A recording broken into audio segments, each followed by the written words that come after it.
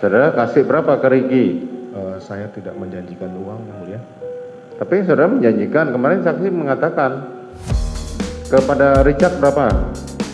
Saya tidak menjanjikan uang, Yang Mulia. Saya akan merawat dia dan keluarga.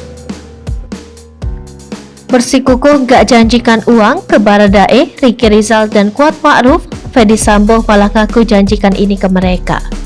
Terdakwa pembunuhan berencana Brigadir J Ferdy Sambo membantah jika dirinya menjanjikan uang kepada Baradae, Ricky Rizal dan Kuat Ma'ruf.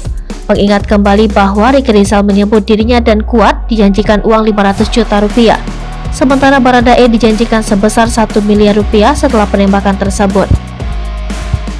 Namun Ferdy Sambo bersikukuh bahwa ia menjanjikan akan merawat dan menjaga keluarga mereka, termasuk keluarga Richard Eliezer Baradae.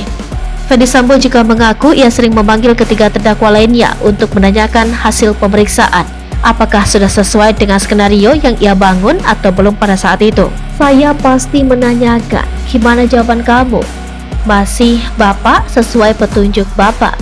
Ya sudah, akan saya perhatikan keluarga kamu dan saya akan jamin, karena kamu sudah mau menjalankan cerita yang sudah saya buat itu, ucapnya. Kemudian ketika hakim mendesak dan bertanya berapa jumlah uang yang ia janjikan kepada Ricky dan Baradae, Ferdy Sambo kembali tegaskan tidak menjanjikan uang kepada siapapun. Saya tidak menjanjikan uang, saya menjanjikan akan merawat dia dan keluarganya, kata Sambo. Ferdy Sambo belak-belakan alasan dia membuat skenario itu untuk menyelamatkan anggota yang terlibat di dalam kontak tembak, yakni Eliezer. Yang bisa menyelamatkan anggota dalam kontak tembak itu adalah dalam rangka melindungi diri sendiri dari orang lain, katanya.